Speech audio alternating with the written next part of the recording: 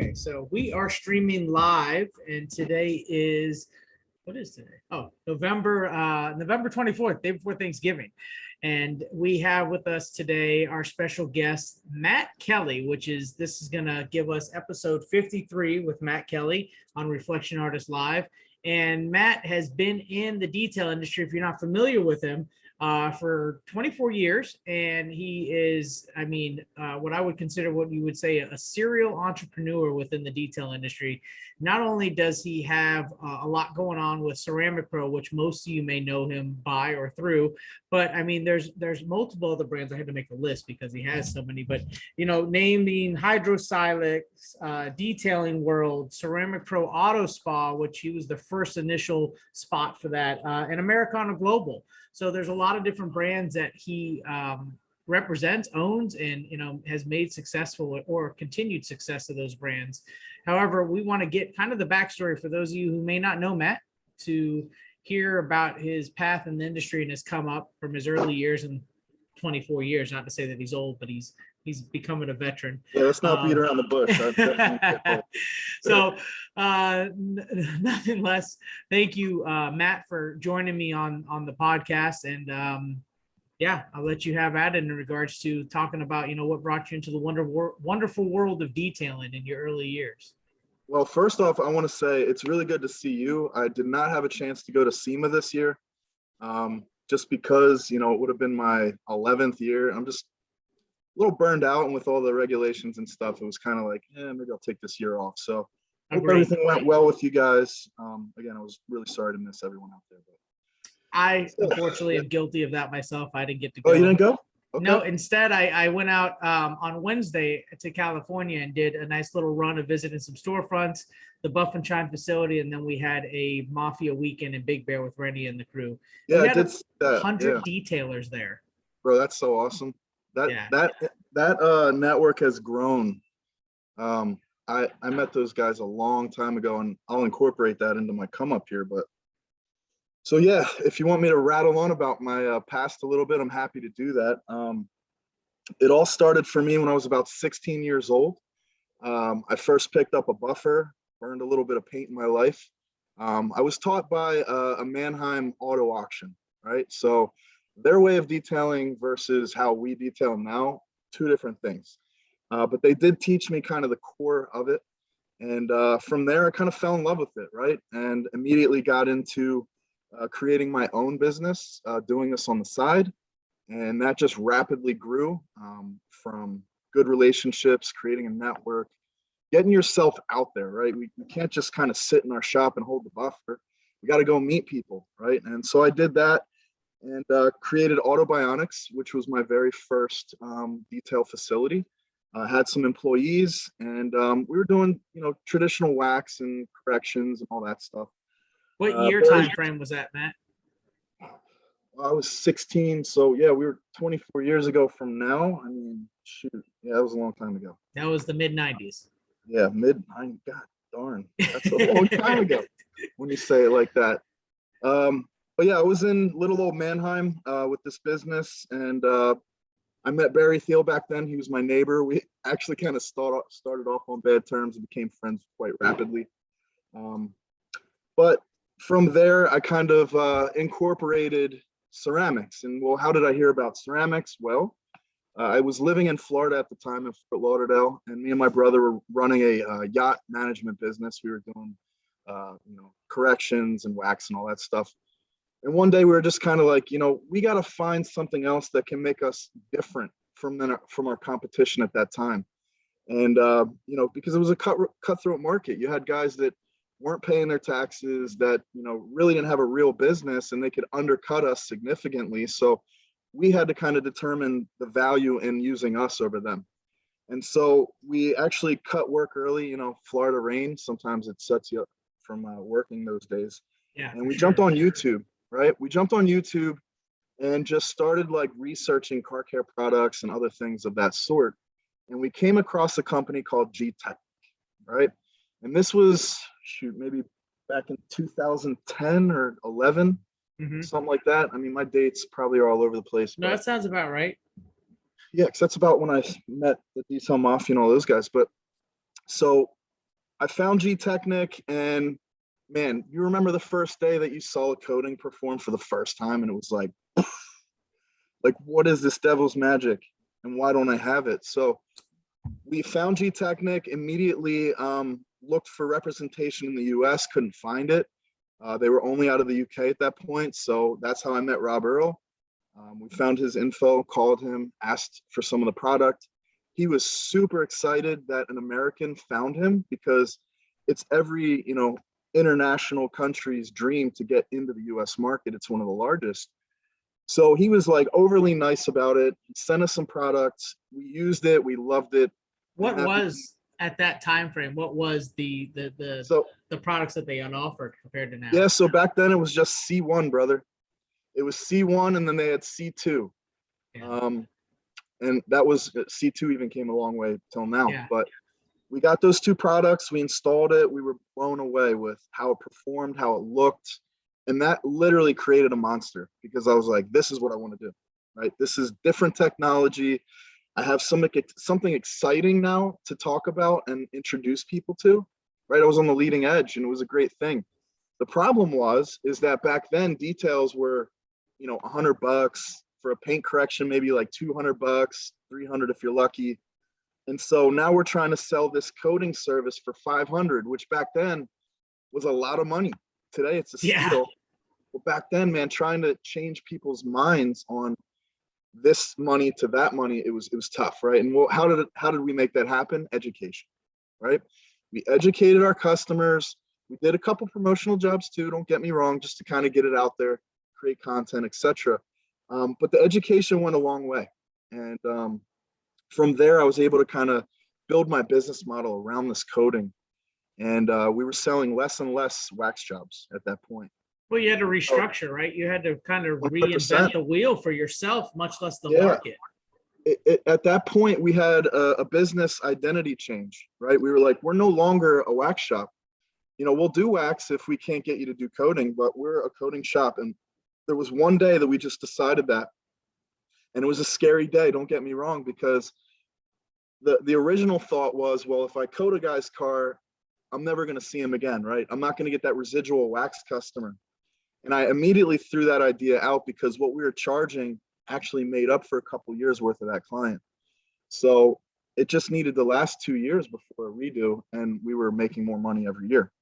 So, education worked, and we started to build that business very rapidly, to the point where Rob Earl started seeing our purchases, right? So at that point, I ended up moving back to Pennsylvania. My brother still is in West Palm Beach, Florida, running that business, and kind of took it as his own now. And but when I came back to PA, it was a whole new client base of people that never heard about this product. So I was excited to get back out there and introduce a whole nother city of people to this product. And you already did it once in Fort Lauderdale, so why not do it again in PA? Now 100%. You got to refine. Exactly. Yeah. Now I can start over. Like, so any bridges I burned back then, I could start over. But so in PA, we were moving so much Gtechniq that Rob Earl and I started a really close relationship. Great dude. Can't say anything bad about him. But he saw our numbers, and it got to the point where he was like, hey, look, whatever you're doing over there, I need you to teach other people how to do it. We're not getting that traction that we're looking for in the States. We don't have boots on the ground. They didn't have, what we see today of Gtechniq, with Eric and all those guys. So basically, he kind of left it up to me that, look, here's what I want you to do. You figure out how to get there. And so I never did distribution back then. Before that, I was didn't understand it, but I was willing to try new things, right? Yeah. Always finding new opportunities. We talked about that in the green room a little earlier. And so at the end of the day, I decided to kind of travel a little bit, teach other shops how I was doing it, and sell them the product. And now I was a distributor, right? By accident, basically. And so a year later, probably around 2012, I got a phone call from Rob, and he was like, hey, look, I got an opportunity for you. I found some serious money in the US, some investors that want to bring Gtechniq headquarters to the US, or at least have a US headquarters. And I was like, that is awesome. Like, I've been looking for the support because I've been out here doing it by myself for so long. Yeah. It'd be great to have someone to help pay for some marketing, etc. And so he said, look, I made it very clear to them that if they come on board, that they have to hire you, right? Because they had the money, but I had the knowledge, I had the education, I had the experience, and I've already been doing it. So it made sense, right? And went into that relationship very humble. You know, I didn't walk around like I was God or I knew everything, because they knew a lot more about money than I did, right? And they taught me a lot too. And the one thing was, I was actually on the road in New Jersey doing a mobile fleet of trucks. Like, we're talking, you know, big rigs coating. Like, I did 10 of them for one company and made a lot of money off of it. But they met me in New Jersey for this interview to meet me and see if I would vibe with their team. And we immediately hit it off. They throw me the proposal. And one of the underlying factors, which was very hard to swallow back then, was that I would have to give up Autobionics as a service company, either sell it or just dissolve it. And so immediately I tried to sell it by reaching out to my staff, and obviously they didn't have the money, so I would work things out. But everyone was afraid to take on Matt's company, right? Because if they F it up, I'm going to come back and kill them, right? So unfortunately, I wasn't able to do that, and that's fine. They paid me more than I was making at the time anyway, so it was very worth the move. But I had to move to Connecticut, right, to no man's land, a place that I didn't know anyone but these few guys that I was going to now work for. So it was a little scary, not going to lie, but it turned out awesome. We actually opened up our own service company out of Gtechniq called the Gtechniq Studio. And at that point, we began our trainings. We began running the service business. I hired Chris Larson at the time. He was my manager and amazing detailer, absolutely amazing detailer. Yeah. And I then brought in Kevin Awalt. He was our second hire, stole him from his own business. And so we started the team, right? That was the small core part of the team. And we just went to work. Was there really any competition to say with coatings at that time? I mean, was there really much in the North American market? Yeah. So at that time we had OptiCoat, which was the #1, right? They were the first coating in America that was actually publicized or advertising, etc. You had C-Quartz coming around at the time. There was a couple. Ceramic Pro was available, but it wasn't available in the US. It was found in Russia, and that's when all the lighter videos came out and were blowing people's mind, like how hard this coating was. And it got me too. I was like, this shit is way cooler than Gtechniq, only for the marketing at that time. But so we built a core team, and I remember bringing in some detailers in the beginning. Claude Harris, I think, may have been like my first customer, OG. In every single way. He is OG, bro. He's been around since Jesus detailing. But I met a lot of good people and built a huge rapport in the industry at that time. That's kind of where I became more of a public figure, was through that company. So again, I can't say anything bad about Gtechniq. I'm very happy that they're here and doing their thing, and we're all doing our thing because of it. So, but things happened, you know, not necessarily anything with Gtechniq UK or anything like that, but more so just the American management. It just, they didn't really understand, I guess, how the detailing industry worked, right? Things started to fail, and I could kind of see the beginning of the end. And at that point, I had built a name for myself and was like, look, I'm not going down on this ship. So I actually resigned and passed over my position to Kevin as the main sales guy there. Yeah. And, you know, he picked up a lot of slack. Don't get me wrong. It was a lot of work, though, and I'm sure it was very stressful for him and the team. And I actually, you know, I went on a hiatus for a little bit because I had a non-compete, right, first and foremost. So I had to wait it out in Connecticut. I hit rock bottom, bro. That right there, if you haven't hit rock bottom in your life, then you don't know where to go up. Like, you don't, until you hit bottom, you don't know where the top is, right?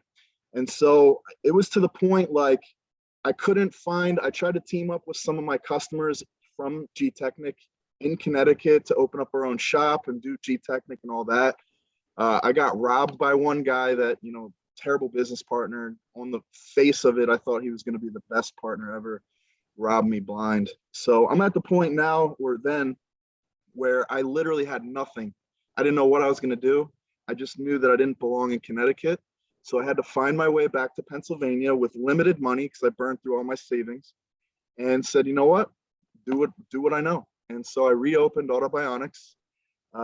Man, I was so rock bottom. I actually had to live with my parents for a year, and I'll tell you that is humbling, right? Yeah. But that's not the introductory to meeting a girl that you want to come out and say. No, man, it's like here's my roommates. Here's my older roommate.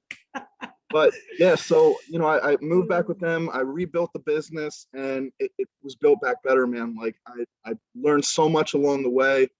I learned so much about coding too, that it was so easy to sell at that point. Like I was like, bring on the customers. I can't wait for them to give me the networked really well. Like you said, you became a public figure, kind of under that brand. So you built your own equity to say. Yeah. I mean, it's easy to do in this industry. Like there's so many awesome people in this industry. And really, I just made a lot of friends. Let's just be honest. I made a lot of friends that wanted to support me and what I'm doing. And I was giving them a good product and a lot of good advice and helping them to get into this new age of coatings, because we really didn't have a whole lot of people that we could look up to, right? Back then it was Paul Dalton. I was a big fan of Paul Dalton because he was like the original OG for bringing coatings on board in the US period. I mean, we all see, and charging appropriately. $5,000. That dude, when he charged $5,000 for a full car, I was like, yeah, this is what I'm trying to do. Yeah. And then you had Corey Carruth from Seacourts, who I looked up to, but it was limited. Like I didn't have a lot of mentors. I was my own mentor, and Yeah. You linked up with Rennie too, in the network there too. Yeah, 100%. Then I met Rennie. I met Rennie through the Detail Mafia. I met them first.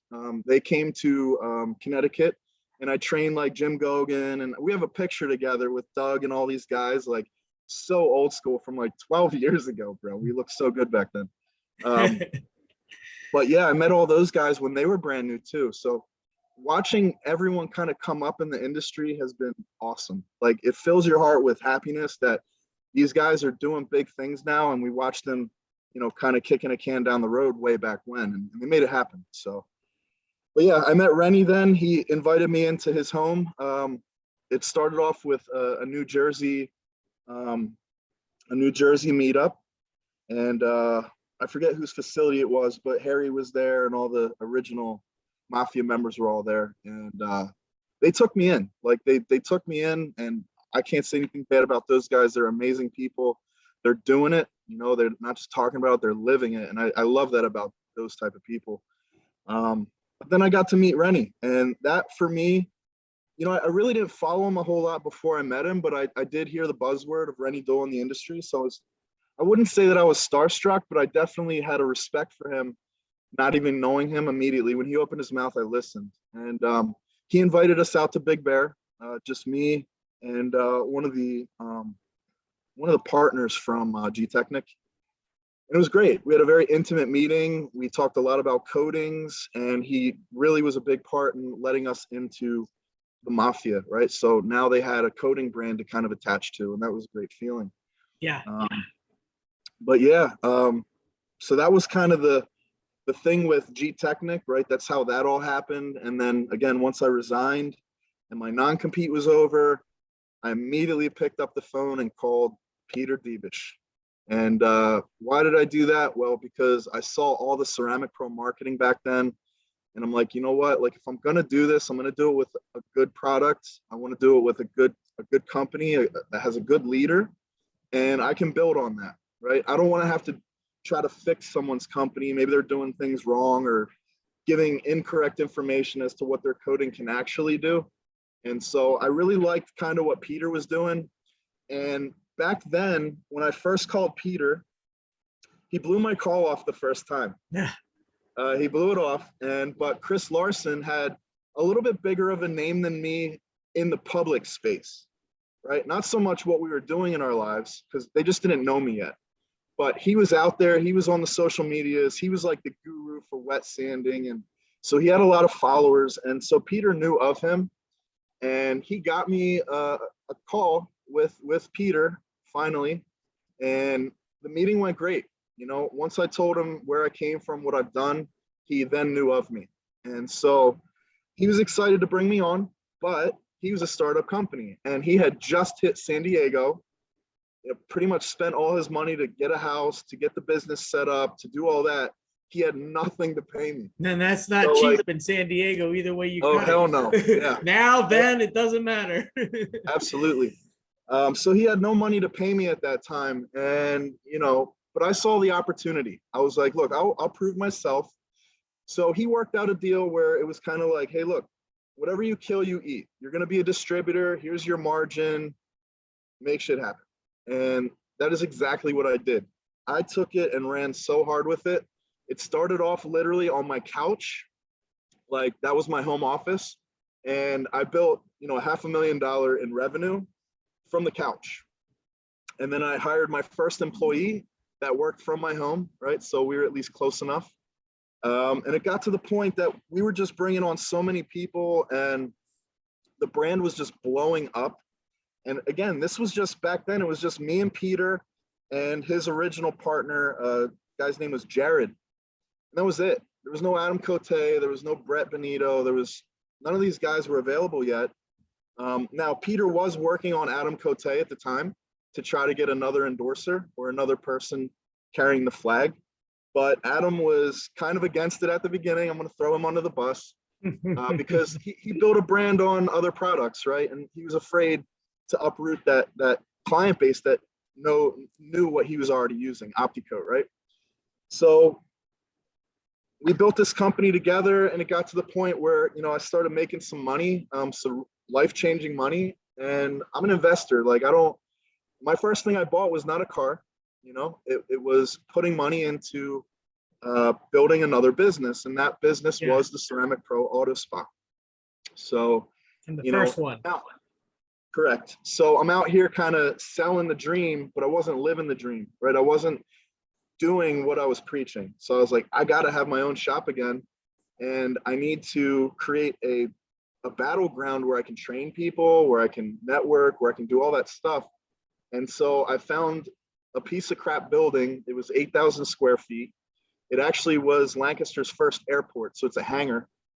And I dropped about 400K into it on my own money. No, I didn't take any loans. I dropped my own money into it and built this immaculate palace of cool, right? It was a man cave for myself, but it was also a place to make money and do service. And I think I nailed it. I mean, I'd love to give the viewers of the podcast a tour here in a little bit. But we created that. And what was your build out turnaround on that, you know, it was 1 year, brother. 1 year. Wow. Like, I literally bought a turd and polished it. It had no bathrooms, no wastewater. Like, it wasn't connected to the city. The electrical was crazy. Like, I felt like you flip a switch, the place is going to burn down. It was old. So it took us a while, man. Like, the floors were asphalt parking lot, and you can't put 4-post lifts on that. So we had to reconcrete everything. Like, 400K, man. You know, it got spent there for sure. But it was worth it in my eyes to be able to, you know, create this new way of doing detailing, right? Because back then, and this was 4 years ago, there was a limited amount of people that kind of were investing in the aesthetics of their business, right? Yeah. I think I was the biggest fan of Northwest Auto Salon, Blake, those guys out there, because again, I met them through Gtechniq. When I was invited to their property, I was blown away with their shop. I was like, wow, this is different, right? This isn't a dirty facility. This is the dream, right? And I want this. And it made sense, because how can we be detailers, you know, kind of selling clean, selling that vibe, and then your building looks like garbage, right? Like, you're not, who wants to go to a dentist that the secretary's teeth are falling out? Like, they're not practicing what they preach, right? You gotta use. Take the mask off. Yeah, exactly. Like, who does your teeth? Hopefully not this guy. I'm not in business.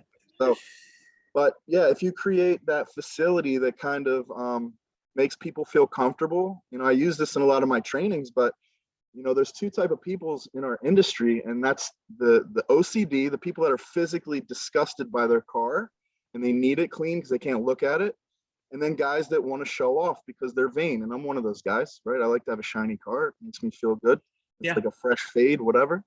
But when either two of those people walk into your facility and the floor is gross, you look gross, the walls are crusty, you're going to trigger them. You know, you're going to trigger the OCD guy. They're like, I can't even be in this place. And then you're also going to trigger the guy that's vain. It's like, you're not living what you're selling. So I don't trust. And people pick up on that. 100%. So, you know, we created a beautiful atmosphere. I wanted to kind of touch all 5 senses when you walk in the door. So we got sound, music, we got aesthetics, we got smells, burning diffusers. You know, you can even get coffee here, so your taste buds are entertained. Like, we literally hit everything we could, right? And it's worked. It's absolutely worked. Now, so a lot of the shops now, I mean, this year, like 2021, you know, fast forward. Yeah. A lot of guys now are that they've taken that and they've seen that happen. What once was a trend is now more than just a trend. It's becoming more of a standard. Like if you're not, it's just the lights. Isn't that a good thing though? Like, oh, amazing. It's kind of cool to think back and look on things and how you as an individual may have shaped the industry that we're in today, right? Like all of us OGs kind of played a part in that. And again, I love seeing people kind of it's the innovation, right? Like, we help make things better, and the new guys today are going to make things even better for the guys tomorrow. And you know, I'm one of those guys that loves to follow up with the trends. Like, I'll never stop learning. I love learning new things, right? It keeps you on your toes. But yeah, it's been a great journey, man. Getting to the auto spa, and then from there, again, making a little bit more money. So I took that and invested into other things. At that point, I bought into Americana Global with Barry Thiel, and we built a really cool brand in there. I mean, Barry's a genius. Whether he looks like a dumb bear or not, he's an actual genius. No, Barry's a big warm bear, a big loving warm bear. 100%. And he's created a lot of cool things for the industry, and we were able to build on that, right? Like, I was bringing my marketing background to a guy that had background of creating things.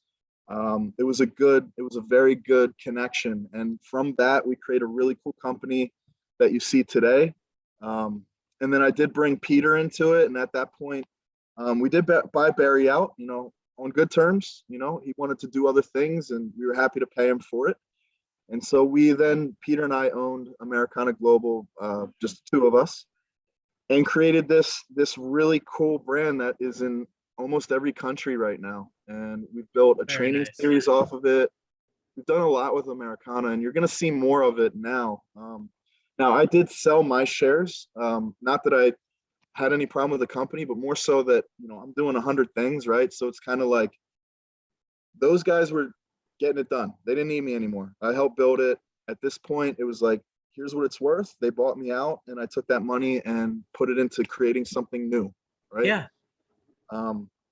And I did that, and those guys are still killing it right now. Americana is still killing it. I still exclusively use their brand in my auto spa because it's great stuff. You know, I still do all the trainings for Americana at Detailing World. So big fan of that. But Peter and I also kind of got into some other things. And then I found Hydrosilex, which originally started out being made in our kitchen. Literally made in our kitchen. We would bottle everything, dude. Like, we're talking grassroots here. Like, everything I've done, no one handed me money and said, hey, go do it, right? I literally did it from scratch. I funded it myself and all that. And that's kind of the best thing because you don't owe anyone anything at that point. But I worked with a couple people in Hydrosilex, created a huge brand. It was at one point when we first started, we were the first people on Facebook marketing.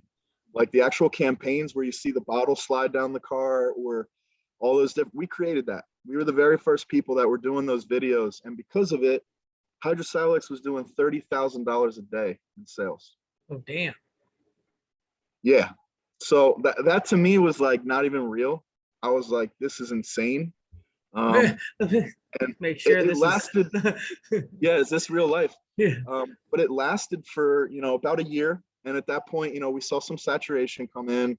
We had to rebrand ourselves, you know, create an identity that we're different, all that stuff. And Hydro's still doing great. Don't get me wrong. It ain't doing what it used to do, but that's because the market's so diluted.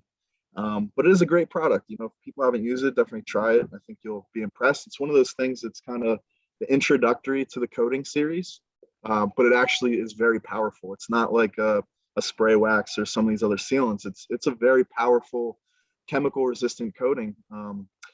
Very easy to apply. So we did No, that, and then it's a solid lineup that you have with that Hydrosilex series, and it's growing. Like we're bringing in new things now. So, and then from there it was kind of like, all right, I got a service company, I got manufacturing down. You know, we own some products. What's next? And well, hey, I don't have a place to sell these products, right? We're going out trying to find all these distributors. We want to be in a box store, right? We tried forever to get on Walmart shelves. And I'm like, why are we begging for their business? They take 70% of your margin, right? Which, damn. Yeah, so you don't really make money on Walmart unless you'll make it in volume, right? But the amount of product you're selling and what you make off of it is insignificant. But really what it's about is exposure, right? Yeah. Getting on the shelves, you made it, now people see you and you can build off of that. But I said, you know what, instead of wasting all this time and money trying to get into Walmart or to these other box stores, we had some conversations with O'Reilly and stuff.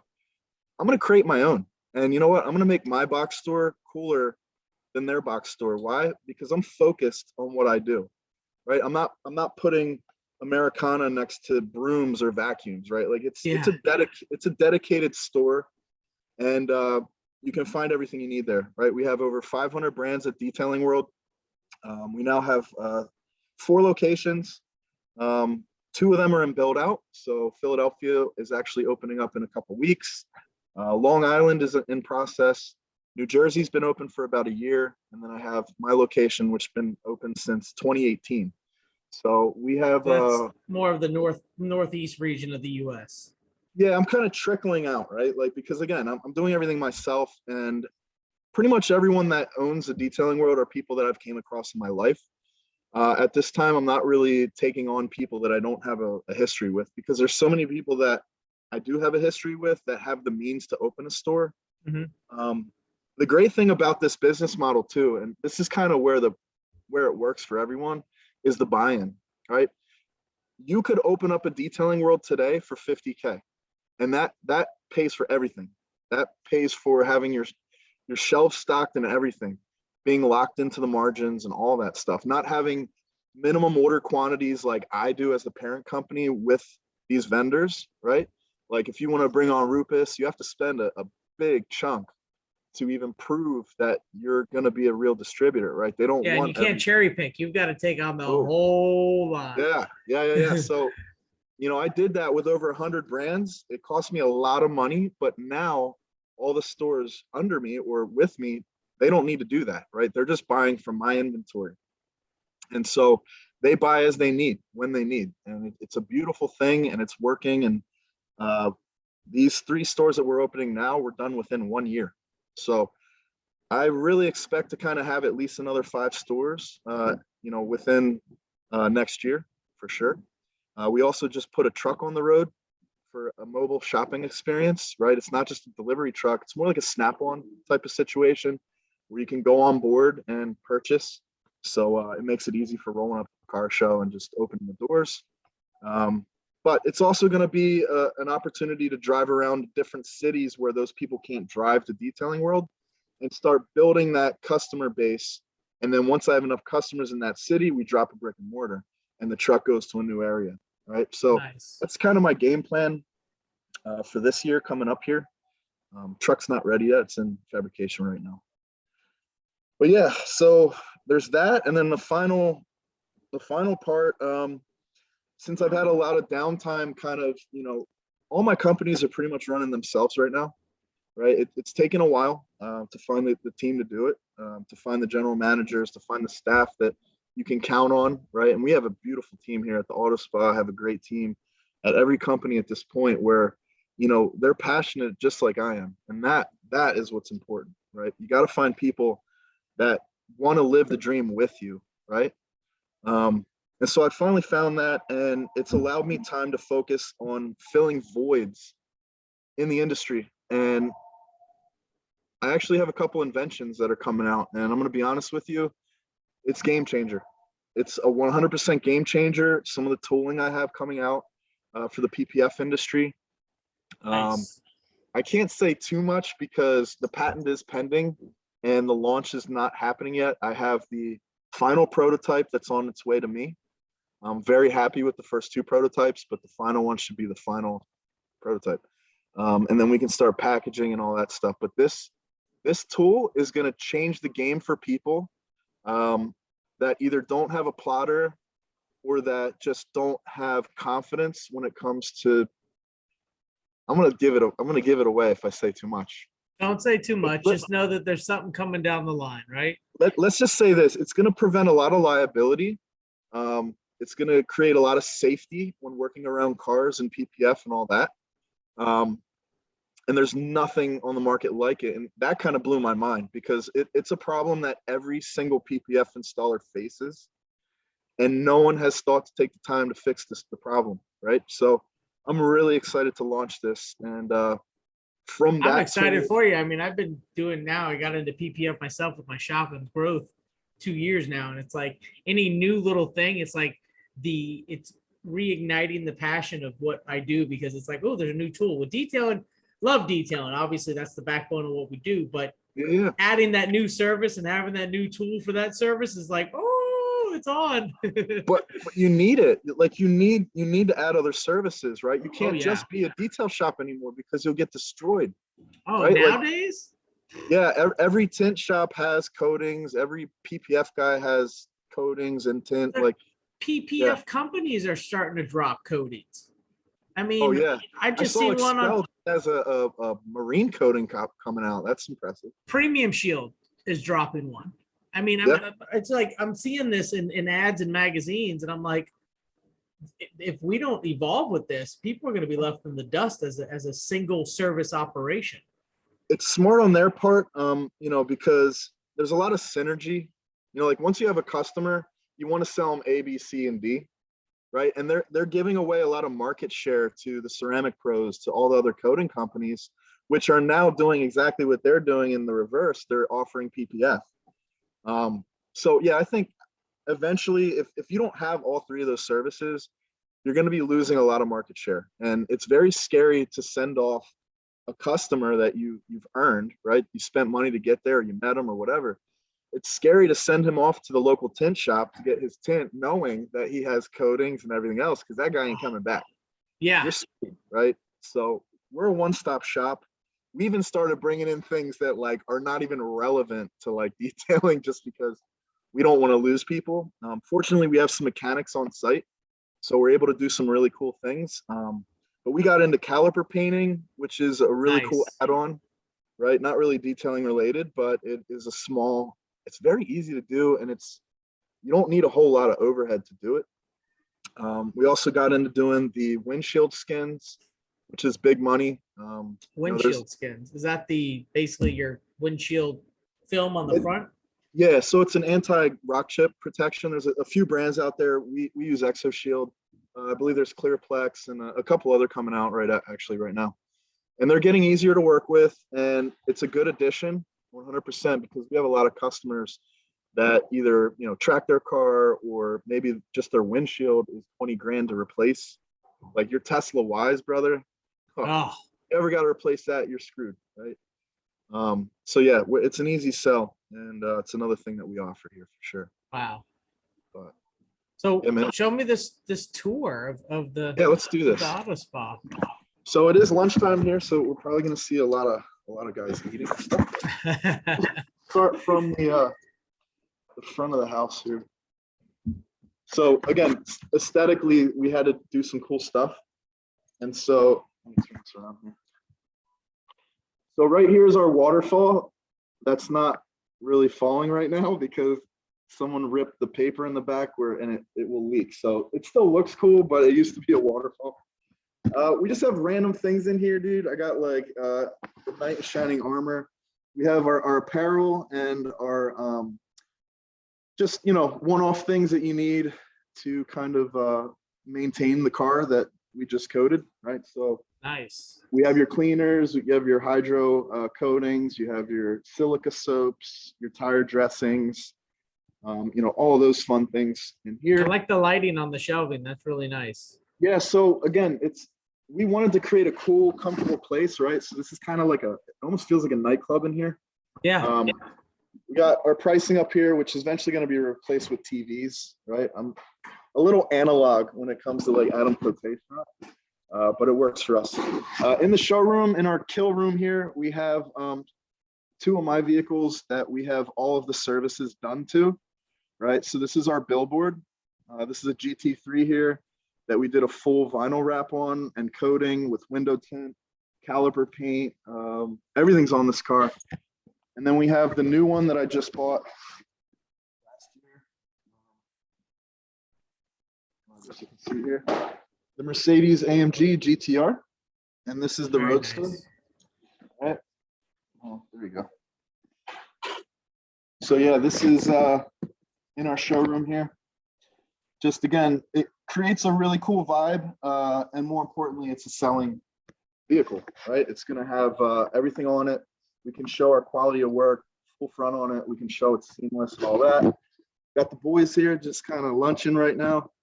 This is some of our team. The whole purpose of the waiting room here is that it's transparent, right? So if you're a customer, you come in and maybe it's the first time you're working with us, well, you can actually watch your vehicle get worked on, right? So this is our tint room. Lights are out again because people are on lunch, but you can kind of hang out in the showroom and see all that stuff. And then also in the showroom, off the showroom. Hey, Russ, can you hit the light in the cafe? Actually, so here's our reception. Can you hit the, this is Russ, he's one of our partners. Can you hit the light in the cafe? So this is our reception area, right? You're gonna find a smiling, happy group of people that'll get you there. But in here, I wanted to build a facility that had the ability to cater Nice. to events. So we have a full bar here, right? Got a kegerator back there. We got the full coffee set up. And this is where we kind of, if we host events, I usually bring in the local breweries and they'll serve beer out of there. And so it just kind of makes it way cooler to have a car show when there's fun stuff involved. Back here, again, we're kind of cleaning up for the holidays. I think we got like 3 or 4 cars in here that need to deliver. Dude, we're coating minivans, right? Like, so I want you guys to know that, like, yes, we work on some really cool shit. This is a package on a minivan, right? Rare, yes. I mean, we rarely get that type of vehicle in here, but people want it. Yeah. So here's the GLE. This one, I don't know what's getting done to it. It's absolutely filthy. We just got rid of a second lift because we did bring a scissor lift in, which is under the GLE here for our caliper painting. But we only use the lift for undercarriage coatings, right? We're not really doing mechanic stuff. In here, we got a clear bra going down on the Supra, right? Those are always fun. This one's in for paint correction, window tint, and all that stuff. So that's kind of a nutshell the auto spa. We do have a wash bay too. Just running that real fast. What's in there? Oh yeah, we got this really rare Range Rover in here. There was only like less than 10 made. So yeah, it came from the UK. Nice. Pretty dope. So yeah, that's your wash bay there? This one just dropped off, so I'm on a full coating. Yeah, this is the wash bay, right? So it has the curtain here, kind of keeping the humidity out of the rest of the area. But yeah, this place works for us, right? Like, we turn cars so quick, so the space really isn't an issue. Oh yeah, one other thing too. So that cafe you saw, yeah, we actually found one of the local dealerships. The owner, the son, he manufactures guns. So we're actually going to be putting a gun shop in there. Yeah, so we'll have a gun shop. Again, it's synergy, right? It's going to bring in a different group of people. where we can offer them gun coatings, and most of those guys like cars too. So it just works out, right? We're just trying to bring in different walks of life. Now, your grand opening, when was that? That was 2015, 16? Of the auto spa? Of the auto spa, yeah. End of 17, I believe. 17? Okay. Okay. And then when you got started with employee-wise, did you start with a good handful, or did you grow from there? Just a couple guys, and now it's grown even more? So it was me and the couple people that I brought in as partners, not so much for financial support, but more so marketing support. Having more people talking about the auto spa was helpful to me. So I strategically partnered with people that owned cars and coffee groups, that were presidents of car clubs, like the Camaro Club president. I made him a partner. But basically, we started off staff-wise with my cousin, who was the GM, or the shop manager in the back, right? He had the experience, and we hired a couple people off the street. And I think we had like 3 to start off, and now it's grown a lot more. We have about eight people. Oh, wow. In total. Very nice. Not as many people as some of the other shops I see, but it works for us, right? Yeah, and that's the thing. You can't gauge yourself up on somebody else's business model. I mean, just because let's just say you're running, you might be running strong and lean as to where they might have to be, bigger shop, more employees, but they're not running the numbers the same way. It all comes down to numbers, right? It becomes stressful at that point too, because the amount of work that you have to have in the shop to keep everyone active. If we have a slow day, it's not going to kill me, right? Like, I'll still let the guys work a full day, and it's not going to kill me, right? But at the end of the day, that's coming out of our savings, out of our profit. Which, as long as they eat first, what I make in the end, I'm happy with, right? Yeah. Like, this isn't my full-time thing, right? But I get it with other guys that this is their only thing they got. Well, most likely they're probably working in the business, right?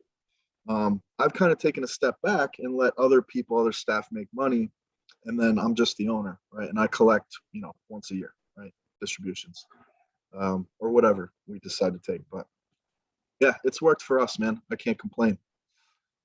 So all that time put in, basically, you went from being able to work behind the polisher and work, being your own employee and being an owner, all wearing the same hat, to being able to slowly step back as you've made, calculated investments, even with hitting that low point and being able to grow out of that low point and know where you want to be in the direction you want to be in. The most important thing is that, we've all heard you don't want to be behind the buffer, right?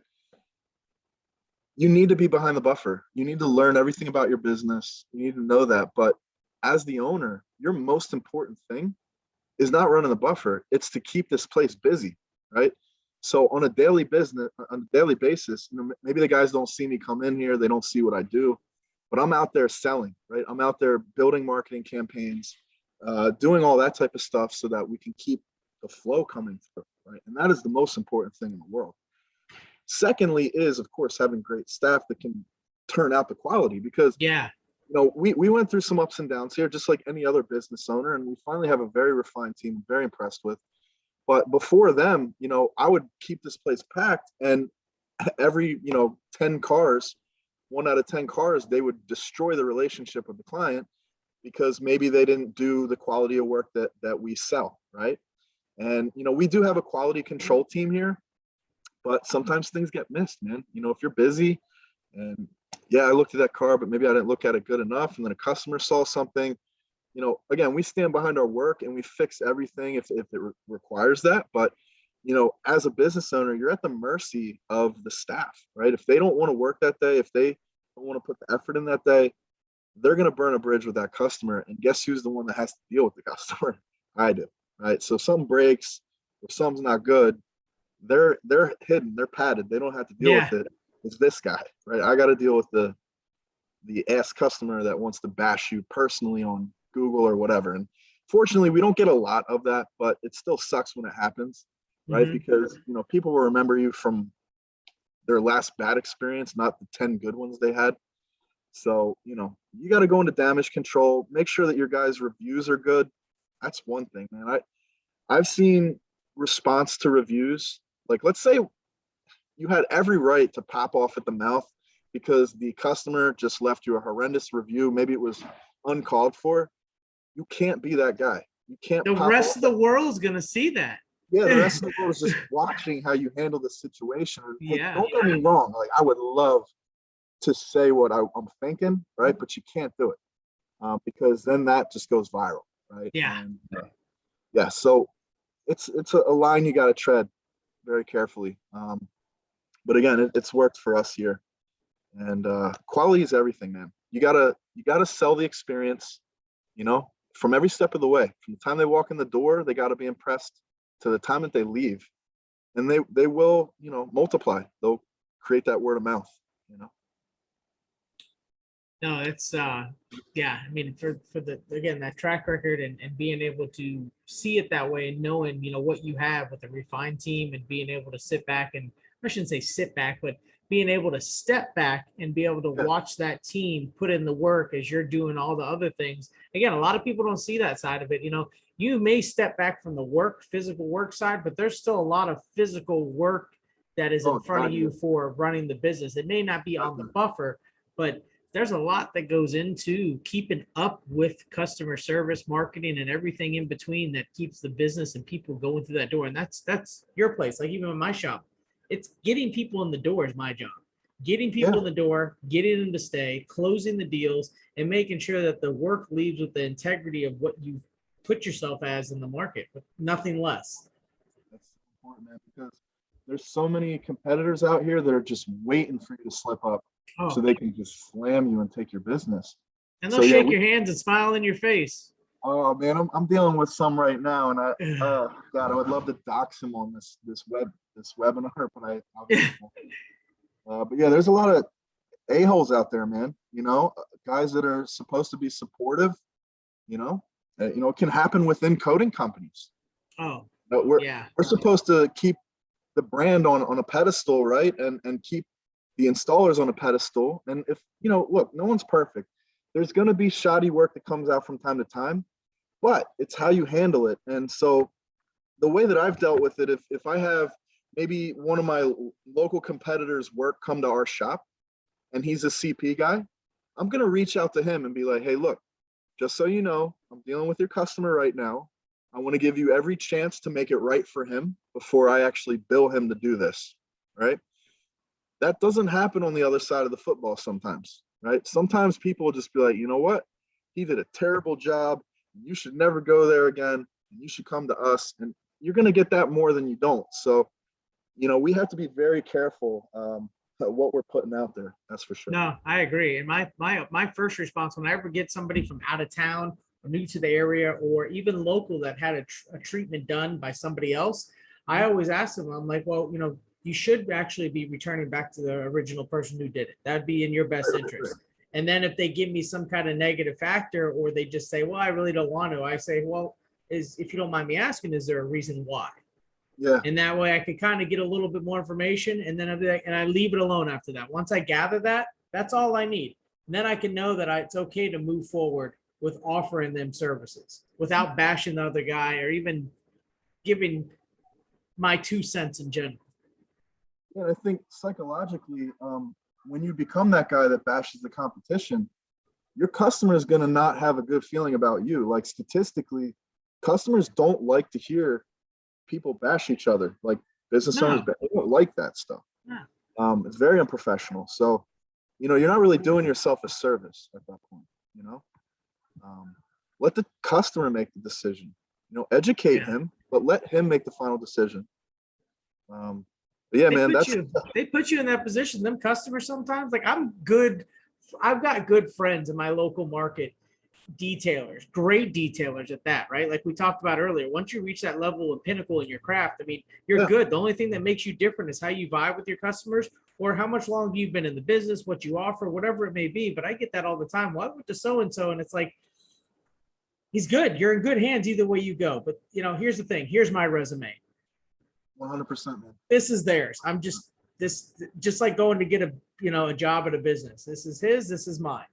We're great people. You love both of us, but where do you want to go? That's about it. Either way, I got somebody else coming through the door, and I hate to say that, but the reputation is what created that.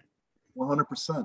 You know, I don't know how you got there, but for me, you know, you're going to spend money regardless in getting customers in, whether it's through sweat equity or through physical finance. But, you know, Google has probably been the most profitable for us, you know, dollars, you know, Facebook's great, right? Facebook for me is just like, God, it's a love-hate relationship. It's just keeping the branding going. That's about it. It's the consistency. It's you proving to other people that you're busy, right? But you're not really getting a whole lot of work from that.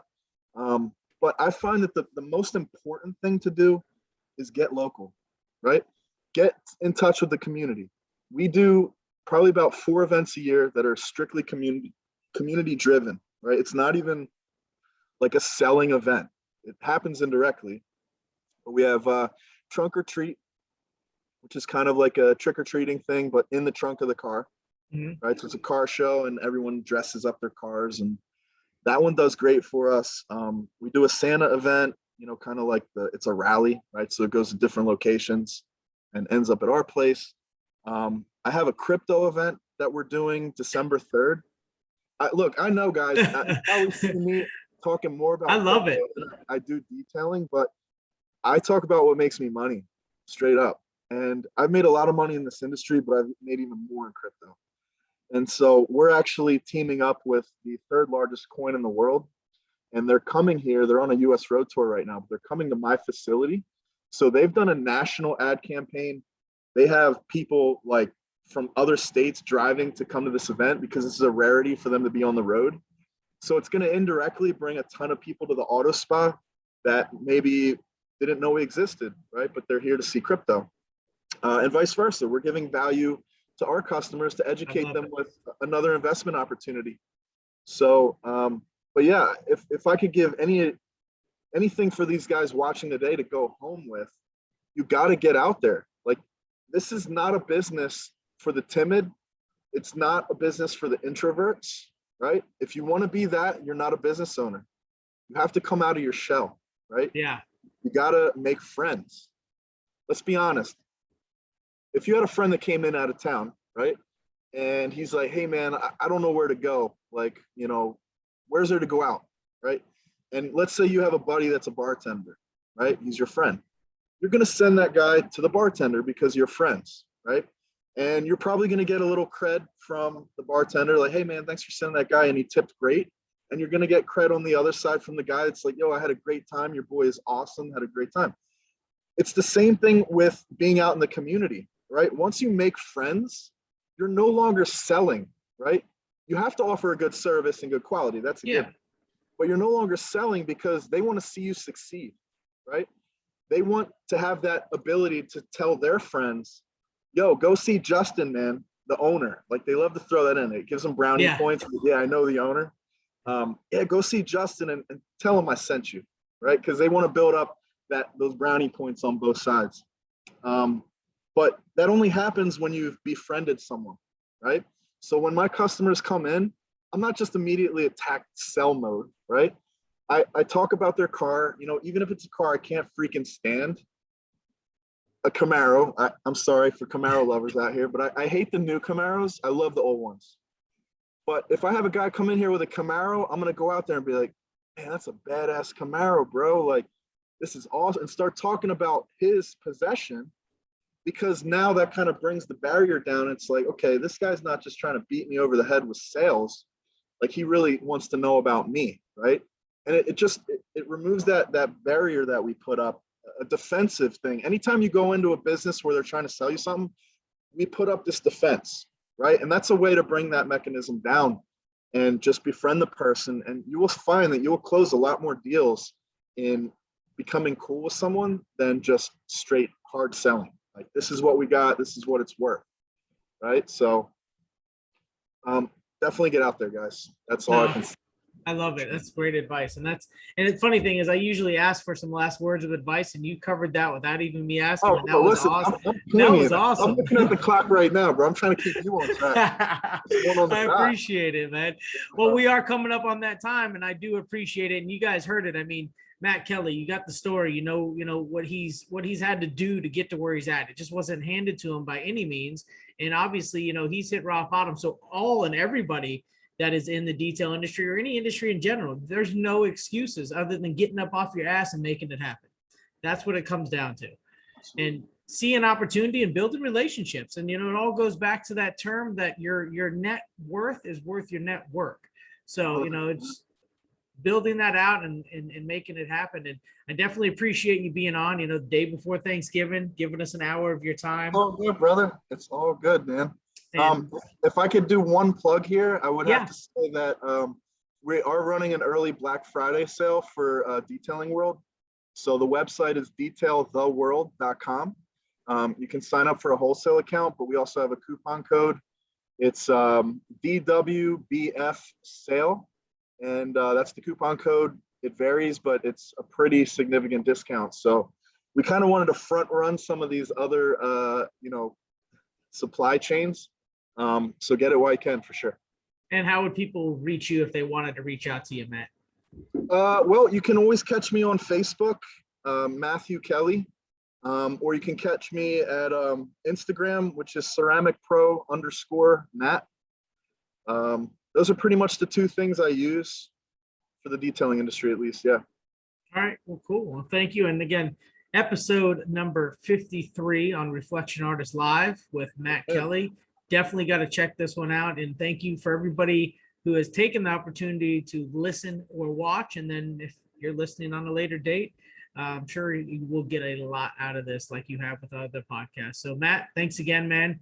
Have a good Thanksgiving. And I'm going to get back to it in the shop, bro.